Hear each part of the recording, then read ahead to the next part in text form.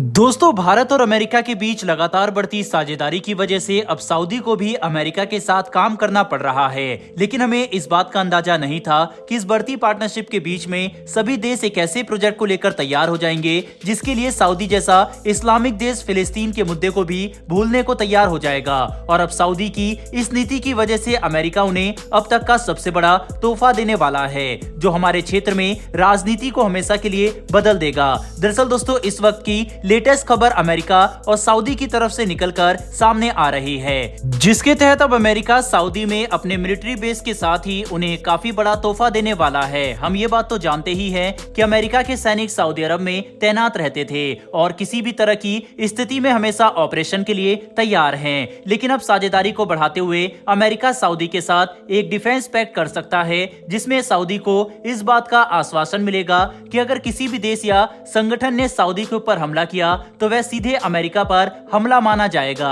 मतलब ये वही एग्रीमेंट है जो अमेरिका जापान के साथ भी करता है। अमेरिका इस एग्रीमेंट के तहत सऊदी को उनकी सुरक्षा का आश्वासन देगा और डिफेंस की पूरी जिम्मेदारी अमेरिका की होगी। लेकिन अमेरिका ऐसा क्यों कर रहा है? इसका सीधा जवाब है इस रीजन में अमेरिका के लगातार बढ़ते इंटरेस्ट। इंडो पैसिफिक के साथ साथ मिडिल ईस्ट में भी अमेरिका के इंटरेस्ट लगातार बढ़ रहे हैं, जिसके पीछे की बड़ी वजह IMEC मतलब India middle east Europe economic corridor है। आपको याद होगा कि इस महत्वपूर्ण प्रोजेक्ट को लेकर G20 के दौरान ही बड़े समझौते किए गए थे। साथ में अमेरिका के राष्ट्रपति ने खुद कहा था कि यह आर्थिक गलियारा इस सदी में सबसे बड़ा इन्वेस्टमेंट होने वाला है, जो भारत से लेकर खाड़ी देशों और यूरोप तक व्यापार को हमेशा के लिए बदल कर रख देगा। और अमेरिका इसका पूरा समर्थन करता है। इतना ही नहीं, बल्कि यह आर्थिक गलियारा सही तरह से बने, इसके लिए किसी भी देश को अगर कोई परेशानी है तो उसे 60 दिन के अंदर हल करने के लिए एक एक्शन प्लान भी तैयार किया जाना है।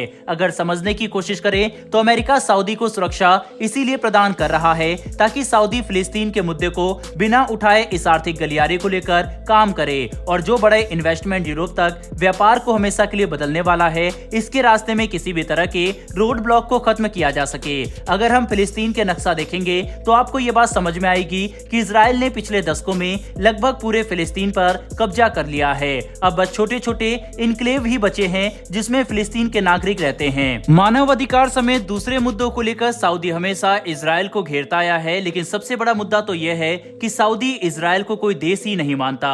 ऐसे में यह सोचना अपने आप में ही काफी बड़ी बात थी कि भारत से निकलकर कोई कार्गो सऊदी पहुंचेगा और फिर सऊदी की सीमा को पार करते हुए इजराइल से इसे यूरोप तक भेजा जाएगा, जो व्यापारिक दृष्टिकोण से तो काफी सहूलियत भरा है, लेकिन राजनीतिक समीकरण में फिट नहीं बैठता। ऐसे में इस समीकरण को सही करने के लिए ही अमेरिका सऊदी को इतना बड़ा प्रोटेक्शन ऑफर कर रहा है। हालांकि सऊदी बस अमेरिका की सुरक्षा लेकर ही इस आर्थिक गलियारे के लिए इजराइल के साथ बातचीत करना शुरू नहीं कर देगा, बल्कि इस बात की पूरी उम्मीद है कि सऊदी अमेरिका पर दबाव बनाएगा कि वह इजराइल से कहे कि अगले 5 से लेकर 10 सालों में इजराइल फिलिस्तीन के खिलाफ कोई बड़ी कार्रवाई ना करे और किसी भी जमीन पर कब्जा ना किया जाए। तभी वह इजराइल के साथ इस इकोनॉमिक कॉरिडोर के डेवलपमेंट को लेकर काम करना शुरू करेंगे। इसके लिए इजराइल मान भी सकता है, क्योंकि यह प्रोजेक्ट बहुत ही महत्वपूर्ण है, जिससे इजराइल को भी काफी फायदा होगा।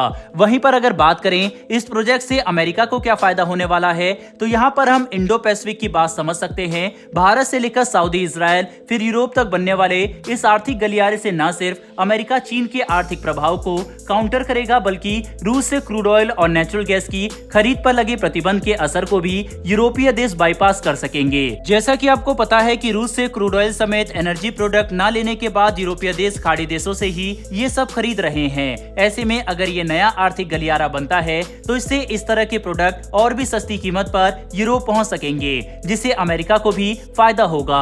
वहीं पर इस नए आर्थिक गलियारे के बनने से अमेरिका सभी देशों के साथ अपनी पार्टनरशिप को मजबूत कर सकेगा। वहीं सऊदी अरब में मौजूद अपने मिलिट्री बेस से यहाँ पर अमेरिका की सैन्य मौजूदगी भी मजबूत रहेगी। साथ ही अमेरिका श्रीलंका के साथ भी बातचीत कर रहा है ताकि उसे हिंद महासागर में एक और मिलिट्री बेस मिल सके, जो भारत जैसे मजबूत पार्टनर देश के करीब होगा, जिससे चीन पर दोनों देश साथ मिलकर दबाव बना सकेंगे। कुल मिलाकर समझने की कोशिश करें तो भारत, मिडिल ईस्ट और यूरोप के बीच बनने वाला यह इकोनॉमिक कॉरिडोर हमारे क्षेत्र की राजनीतिक समीकरण को हमेशा के लिए बदलने वाला है, जो भारत के लिए फायदेमंद रहेगा, क्योंकि इससे रीजन में विकास तो आएगा ही, साथ ही सुरक्षा में भी बढ़ोतरी देखने को मिलेगी। वैसे दोस्तों, आपके हिसाब से इस इकोनॉमिक कॉरिडोर कॉरिडोर की वजह से चीन और सऊदी के रिलेशन में भी खटास आ सकते हैं या फिर नहीं, अपनी राय कमेंट बॉक्स में लिखकर जरूर बताइएगा। साथ ही हमारी आने वाली डेली डिफेंस और वर्ल्ड अफेयर्स से जुड़ी इस तरह की वीडियो के लिए चैनल को सब्सक्राइब कर बेल नोटिफिकेशन अवश्य दबा लें। फिर मिलेंगे ऐसी एक नई वीडियो के साथ। धन्यवाद।